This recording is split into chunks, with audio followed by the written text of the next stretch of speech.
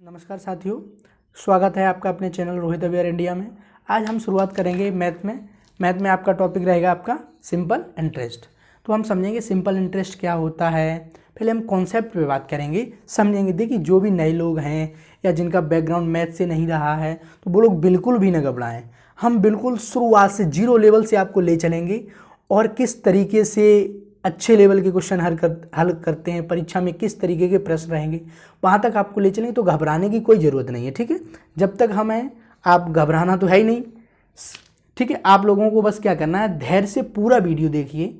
अगर आपको कोई समस्या लगती है, कोई किसी प्रश्न में कोई प्रॉब्लम आती है, तो आप लोग जाएँ कमेंट सेशन में करें। आप लोग टेलीग्राम पे जाएँ, वहाँ पे हमें आप रिपोर्ट करें। FB पे जाएँ, वहाँ पे भी रिपोर्ट कर सकते हैं, ठीक है। तो बहुत सारे प्लेटफॉर्म हैं आपके पास, ठीक है। ग्रुप भी है हमारे पास, SSC GD का जो स्पेशल ग्रुप चल रहा है, ठीक है। 5-6 ग्रुप उसमें जो बने हैं आपके, तो वहाँ पे भी आप हमें क्वेश्चन भेज सकते हैं, तो आपको सॉल्यूशन वहाँ मिलेगा, ठीक है। तो उसी क्रम में हम आगे बात करेंगे सिंपल इंटरेस्ट क्या होता है। ये हमारी मैथ की क्लास है, पहली क्लास है मैथ की। तो हम समझेंगे सिंपल इंटरेस्ट क्या रहता है। देखिए, सिंपल इंटरेस्ट क्या रहता है कि मूलधन पर जो ब्याज मिलता है, किस पर, मूलधन पर जो ब्याज मिलता है वो आपका क्या रहता है, सिंपल इंटरेस्ट रहता है। अब बात करेंगे मूलधन क्या रहता है। मूलधन क्या रहता है, सपोज करिए कि किसी व्यक्ति ने, सपोज करिए हमें 100 रुपये की ज़रूरत है, बेसिक मान के चल रहे हैं 100 रुपये, हमें 100 रुपये की ज़रूरत है।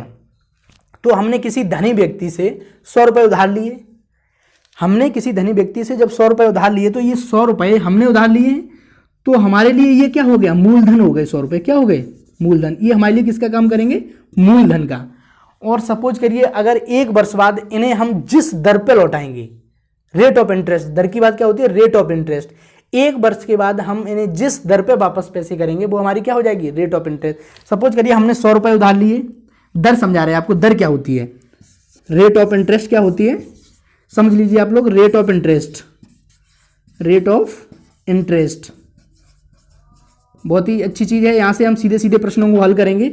सपोज करिए हमने 100 रुपये लिए, 1 वर्ष बाद 100 के हमने 110 रुपये वापस किए। कितने, 110 रुपये हमने वापस कर दिए। कुल अमाउंट हमने कितना वापस किया, 110। तो हमारा ब्याज कितना हो गया, 10 रुपये हो गया। तो 100 रुपये पे 1 वर्ष में जितना धन वापस लौटाया जाता है, तो जो 100 से ऊपर जितना धन बनता है वो हमारा क्या हो जाएगा, रेट ऑफ इंटरेस्ट। 100 की बात कर रहे हैं, हमने लेवल माना है 100, ठीक है। तो 100 पे हमने 110 अगर वापस किए तो हमारी रेट ऑफ इंटरेस्ट कितनी हो गई, 10% हो गई। समझ में आ गया, रेट ऑफ इंटरेस्ट कितनी हो गई, 10%। तो सपोज करिए हमने अमाउंट,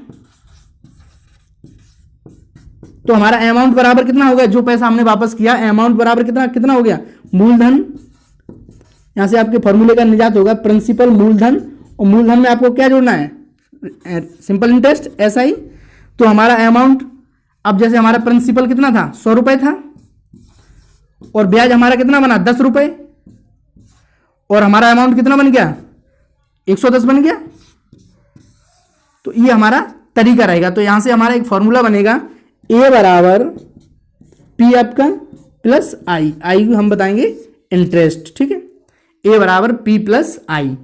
अब देखिए हमें यहां से टैकल करेंगे सीधा सीधा रेट ऑफ इंटरेस्ट से प्रश्नों को कैसे हल करेंगे। सपोज करिए कि किसी व्यक्ति ने 1000 रुपये किसी व्यक्ति को 1 साल के लिए 10% की ब्याज दर पर दिए, तो 1 साल बाद कुल कितना पैसा वापस करना पड़ेगा। ऐसे प्रश्न बनते हैं ना, इसी में ऐसे प्रश्न आएंगे। तो आपका इसमें अगर आपका सीधा साधारण ब्याज पूछ ले जैसे, तो साधारण ब्याज का हमारा फॉर्मूला रहेगा यहां से, SI बराबर P into R into T upon 100।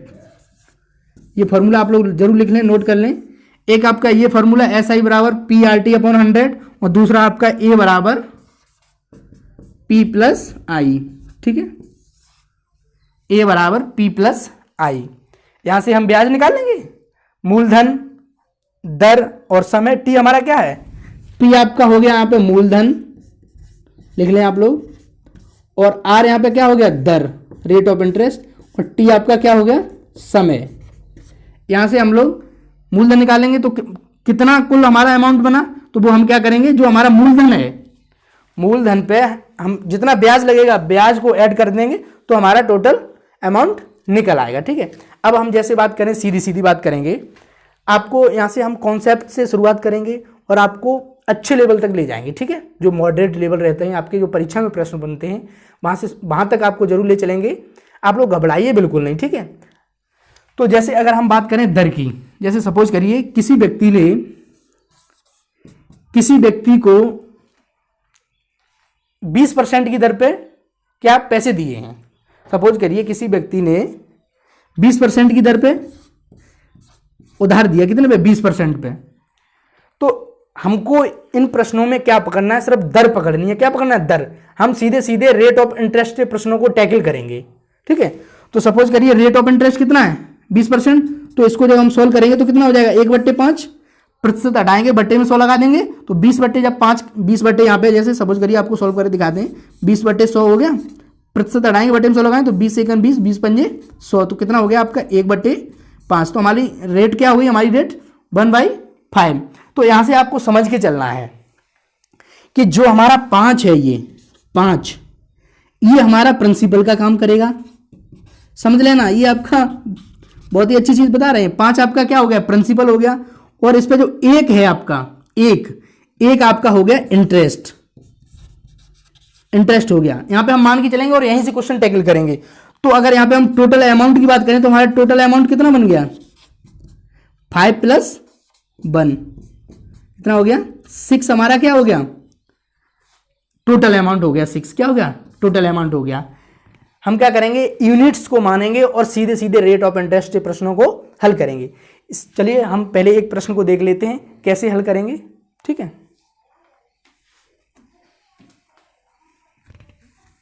पहला प्रश्न है हमारा, एक धनराशि एक निश्चित ब्याज की दर से 20 वर्षों में, कितनी वर्षों में? 20 वर्षों में स्वयं का 6 गुना हो जाती है, तो हमें ब्याज की दर बताना है।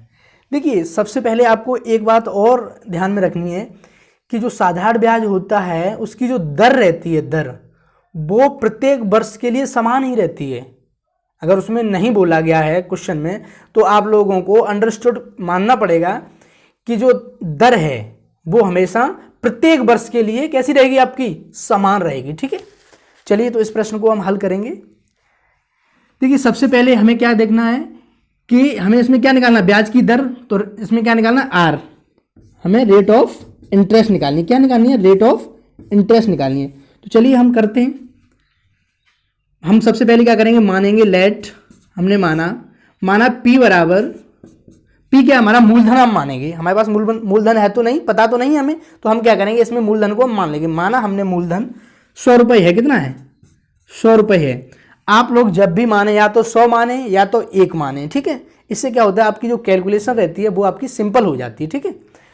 तो हमने मान लिया मूलधन हमारा कितना है? P। तो देखिए क्वेश्चन को पढ़ेंगे हम।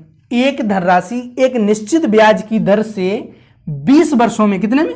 20 वर्षों में स्वयं का कितना हो जाती है? 6 गुना हो जाती है। तो आपका जो अमाउंट है वो कितना हो गया? 6 गुना हो गया। तो 100 का जब हम 6 गुना करेंगे तो कितना हो जाएगा? 600। बहुत सिंपल है।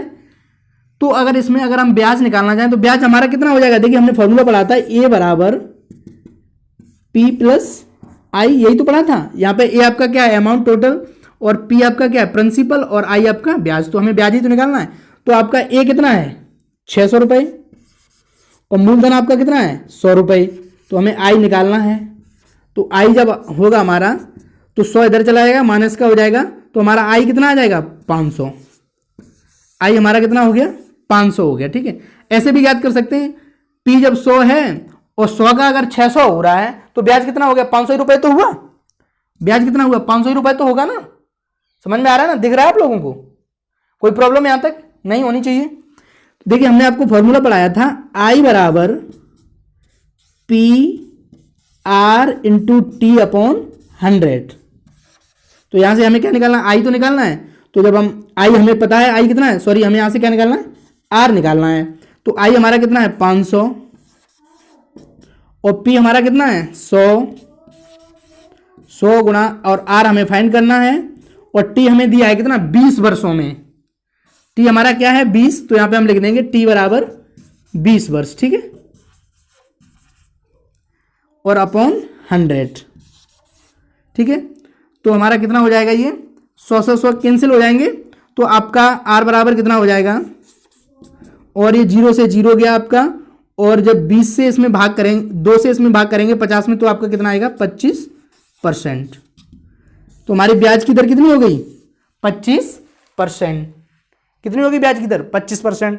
तो हमारी ब्याज की दर कितनी आ गई इसमें 25% आ गई।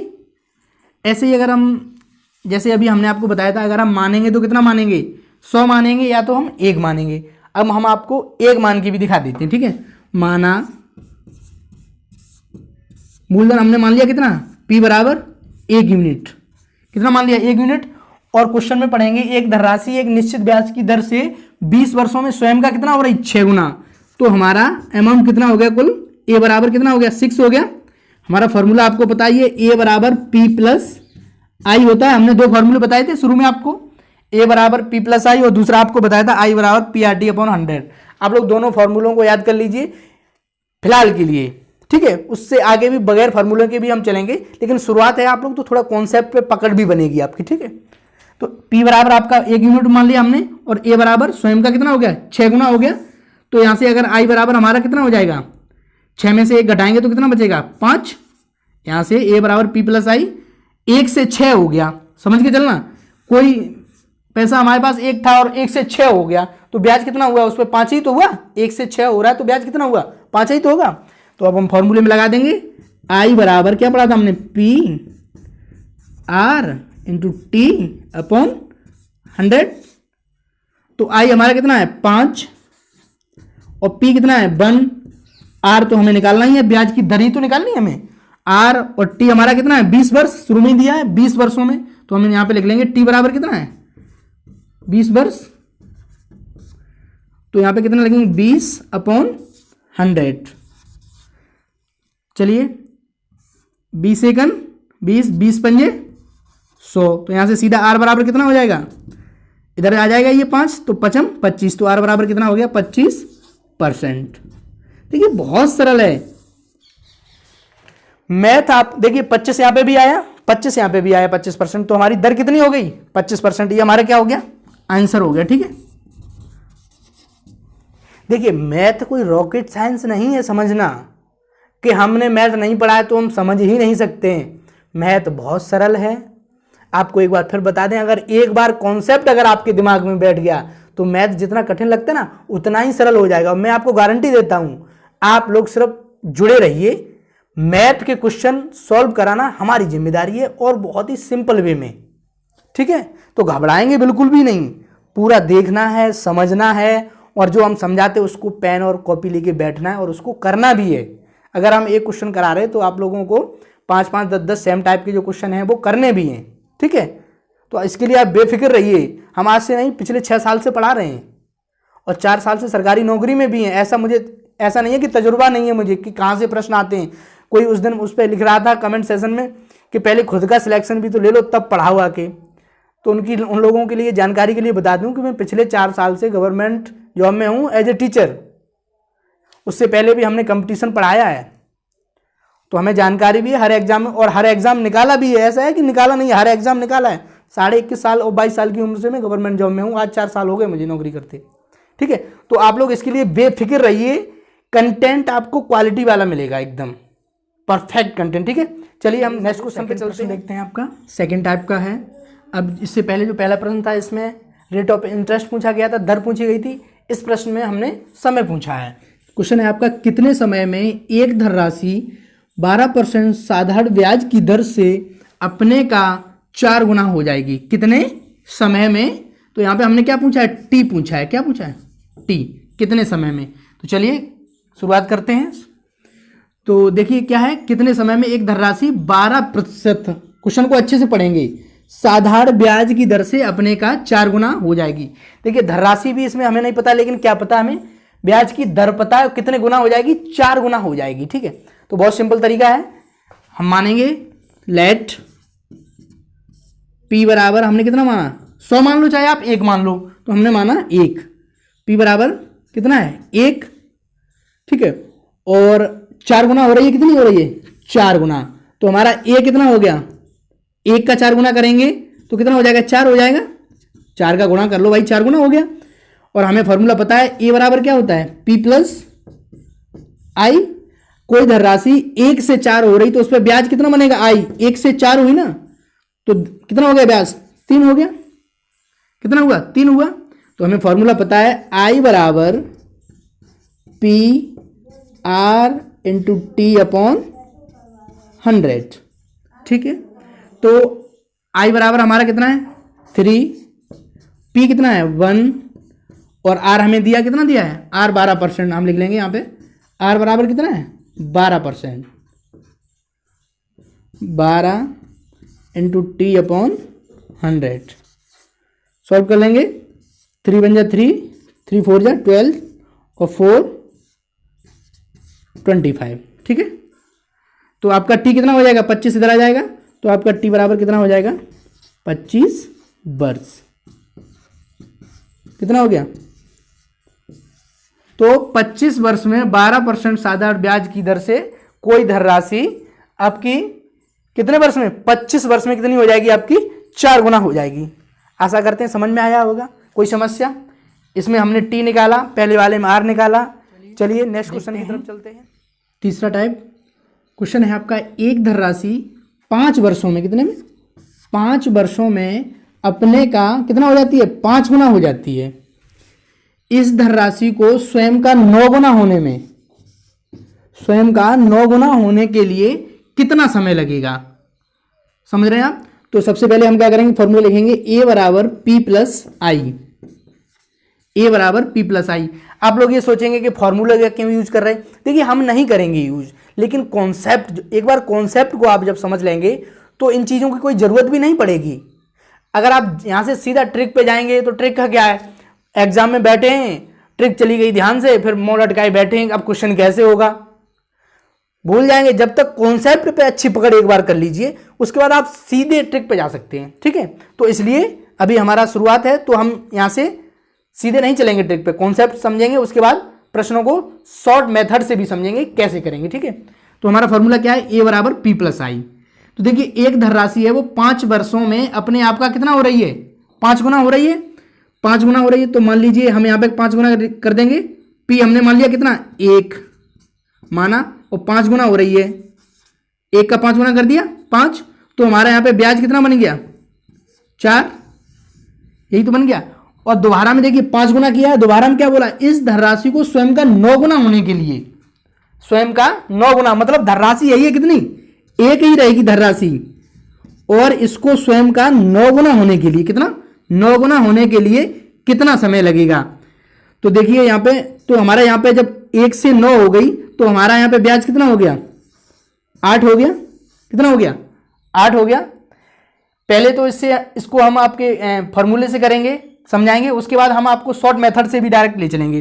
देखिए 4 जो आपका ब्याज है वो कितने वर्षों में बना है आपका 5 वर्षों में बना है, कितने में बना है 5 वर्षों में। ठीक है, अब आपको यही तो निकालना है कि 9 गुना कितने में हो जाएगी, मतलब अगर इसको समझें तो मतलब क्या हुआ कि 8 हमारा जो ब्याज है वो कितने समय में होगा, यही तो मतलब हुआ इसका, कितने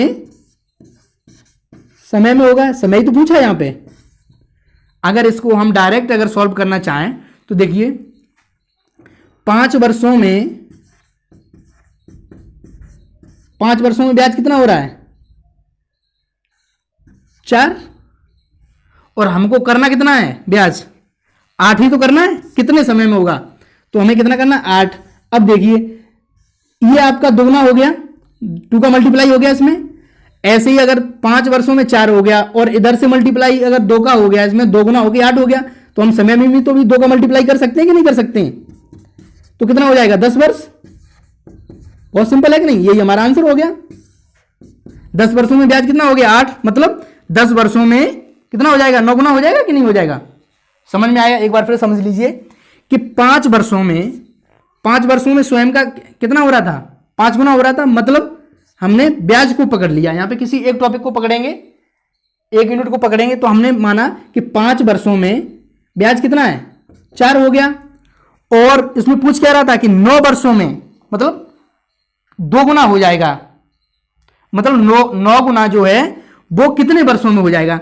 तो हमें दूसरा ब्याज पता चल गया था I2 कितना है 8, तो हमने जब 4 से जो ब्याज है दुगुना करेंगे, 5 वर्षों में 4 हो रहा है तो, और दुगुना कर दिया यहाँ पे 8, तो 8 कितने में हो जाएगा 5 का दुगुना में 10 वर्ष में, तो ये हमारा आंसर हो गया। और नहीं तो आप ऐसे, नहीं तो ऐसे कर लें। अब देखिए इसमें हमारा फॉर्मूला क्या होता है, आई बराबर P R into T upon 100 होता है। तो यहां पे देखिए हमें क्या क्या पता है, आई पता है, टी भी पता है यहां पे, और हमें दूसरा जो टी निकालना है वो निकालना है, मतलब I1 और T1 पता है और I2 भी हमें पता है, तो T2 निकालना है हमें। ठीक है, तो यहां से जो I है वो आपका डायरेक्ट प्रोपोर्शनल हो जाएगा। ठीक है, तो यहां पे आपका फॉर्मूला क्या बन जाएगा, I1 अपॉन I2 बराबर T1 अपॉन T2। यहां से भी कर सकते हैं। तो देखिए हमारा I1 कितना है, 4 है, I2 कितना है हमारा 8, और T1 कितना है 5 वर्ष। हमें निकालना क्या है, T2 तो निकालना है। चलिए रख दीजिए फॉर्मूले में I1, तो I1 आपका कितना है 4, I2 कितना है आपका 8, और T1 कितना है आपका 5 वर्ष, और T2 हमें निकालना है। तो 4 एकन 4, 4 दूनी 8, 2 बार कट गया, क्रॉस मल्टीप्लाई करेंगे हम, तो T2 बराबर कितना हो जाएगा, ये इधर चला जाएगा, 2 में गुणा हो जाएगा, 2 इंटू 5, तो आपका कितना हो गया 10 वर्ष। कितना हो गया 10 वर्ष, मतलब 9 गुना कितने वर्ष में हो जाएगा, 10 वर्ष में हो जाएगा। यहां से आप अगर आप शॉर्ट ट्रिक को पकड़ रहे हैं तो यहां से आप पकड़ सकते हैं कि 5 वर्ष में ब्याज 4 हो गया, तो 8 कितने वर्षों में हो जाएगा, दुगना ही तो हो रहा है। 5 वर्षों में ब्याज अगर 8 हो गया तो यहां पे ब्याज क्या हुआ, दुगना ही तो हुआ है, तो हम समय को भी दुगना कर देंगे, 10 वर्ष। समझ में आया, बहुत सिंपल है। देखिए हम कॉन्सेप्ट से अगर ट्रिक पे जाएंगे तो हम शायद कभी भूलेंगे भी नहीं, और सीधा अगर ट्रिक पे जाएंगे तो हम भूल जाएंगे। बहुत सिंपल तरीका है। देखिए हमने फिर कहा था कि गणित कोई रॉकेट साइंस नहीं है जो समझ में नहीं आएगा। और देखिए हमें यहाँ कोई पीएचडी करने थोड़ी ना आए कि हमें गणित में पीएचडी करनी है 7-8 ब्याज पे। 7-8 ब्याज का हमें कोई बहुत बड़ा वो थोड़ा ना बनना है कि हमें 7-8 ब्याज की खोज करनी है, इस पर पीएचडी करने आए हम, ऐसा नहीं। हमें हमारा मतलब सिर्फ और सिर्फ है कि हमारा क्वेश्चन निकलना चाहिए। समझ में आ रहा है। देखिए अगर इसमें और एक तरीके से आपको समझाते हैं, आपके 2 तरीके हो गए, तीसरे तरीके से भी आपको, तीसरा तरीका आप लोग देख लीजिए। तीसरा तरीका क्या है इसका, 4 जो आपका है क्या ब्याज, 4 ब्याज है आपका, कितने वर्षों में बढ़ रहा है, 5 वर्षों में। 5 वर्षों में तो बना है 4 ब्याज, हमें बनाना कितना है 8 ब्याज। कितना बनाना है 8। तो चलिए 4 अगर 5 वर्षों में बना है तो बनेगा 5/4, और तो 5/4 गुणा 8, तो 4 एकन 4, 4 दूनी 8, 5 दूनी 10, तो यहां से सीधा सीधा कितना निकल गया 10 वर्ष। देखिए मैथ है, जैसे भी करेंगे अगर आपके समझ में आ रहा है, अगर कॉन्सेप्ट आप सही लगा रहे हैं तो प्रश्न आपका सही निकलेगा, फर्स्ट टाइम में ही एकदम राइट आंसर। ठीक है, चलिए चलते हैं नेक्स्ट क्वेश्चन की तरफ। समझ में आ रहा है कि नहीं आ रहा है, आप लोग देख लीजिए। कोई अगर आपको समस्या लगे तो आप लोग कमेंट सेक्शन में जाएं, जरूर बताएं। नेक्स्ट क्वेश्चन चलते हैं नेक्स्ट टाइप की तरफ। देखिए हमने आपको पहला टाइप, सेकंड टाइप और थर्ड टाइप, 3 टाइप बता दिए। इससे मिलते जुलते जितने भी क्वेश्चन आपके हों आप लोग लगाइए जरूर, अगर कोई समस्या आती है तो बताएं। नेक्स्ट क्वेश्चन हमारा है, एक धनराशि 12 वर्षों में स्वयं का 13/7 गुना हो जाती है। कितना, 13/7 गुना। अभी तक जो हमारे प्रश्न थे वो सीधा था प्रश्न, जो नेक्स्ट टाइप था कि 6 गुना या 4 गुना हो रही है, इसमें क्या 13/7 गुना हो जाती है। इस धनराशि को स्वयं का 3 गुना होने में, कितना 3 गुना होने में कितना समय लगेगा। देखिए कैसे सॉल्व करेंगे इसे हम, सेम मेथड रहेगा हमारा। फॉर्मूला हमारा क्या है, ए बराबर पी प्लस आई। इसमें हम कैसे निकालेंगे वो देखेंगे। देखिए धनराशि क्या है, एक धनराशि 12 वर्षों में स्वयं का कितना हो रहा है 13 ए बराबर जो है वो 13/7 पी हो रहा है। यही तो है, मतलब मूलधन का 7 गुना हो रहा है। यही तो है, मूलधन का 13/7 गुना। तो यहां पे हमारा मूलधन कितना हो जाएगा, 7 हमारा मूलधन हो जाएगा, और 13 हमारा क्या हो जाएगा, ए हो जाएगा। ये हमारा पी और ये हमारा ए हो जाएगा। ठीक है, तो यहां पे हम लिख लेंगे 13 और पी हमारा कितना हो गया 7। तो यहां पे हमारा आई कितना हो जाएगा 7/8 ब्याज। 13 में से 7 जाएगा, कितना बचेंगे 6। ठीक है, इसके बाद क्या पूछा है, इस धनराशि को स्वयं का, मतलब धनराशि सेम ही है, इस धनराशि को स्वयं का 3 गुना होने में कितना समय लगेगा। तो देखिए धनराशि तो हमारी उतनी है, कितनी 6 वो 7 ही, तो इसको अपने आप का स्वयं का 3 गुना होने में, तो 7 का जब हम 3 गुना करेंगे तो 7 3 इसका 3 गुना ही तो करना है हमें, तो 7 3 21, 3 गुना हो गया। 3 गुना होने में कितना समय लगेगा, ठीक है। तो ये हमारा 21 है, तो आपका यहाँ पे आई कितना हो गया, 14 हो गया, ठीक है। अब देखिए ये हमारा I1 हो गया, और I1 के लिए समय कितना लग रहा है, 12 वर्ष, तो हमारा T1 कितना हो गया, 12 वर्ष, ठीक है। और ये हमारा I2 हो गया, और हमें पूछा कितना है, T2 तो पूछा है, मतलब 3 गुना होने में, मतलब 7 को 3 गुना होने में कितना समय लगेगा, यही तो पूछा है। तो हमने आपको बताया था I1 अपॉन I2 बराबर T1 अपॉन T2, बहुत सिंपल है, लगा दीजिए। तो I1 हमारा कितना है 6 अपॉन I2 कितना है 14 बराबर T1 कितना है 12 और T2 हमें निकालना है। तो 6 एकन 6, 6 दूनी 12, T2 इधर आ जाएगा आपका, और 14 का 2 में गुणा हो जाएगा, तो 14 दूनी 28, कितना हो गया आपका 28 वर्ष। बहुत सिंपल है। तो 3 गुना होने में उसे कितना समय लगेगा, 28 वर्ष लगेंगे। कितने वर्ष लगेंगे, 28 वर्ष। ये हमारा आंसर हो गया, ठीक है।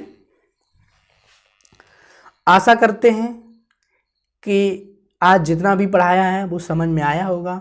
अब आप लोगों का होमवर्क इसमें क्या है, आप लोगों का होमवर्क ये है कि जितने भी हमने प्रश्न कराए हैं, जो टाइप कराए हैं, उससे संबंधित जितने भी प्रश्न आपकी पुस्तक में बनते हैं उन सभी को हल कर जाइए, ठीक है।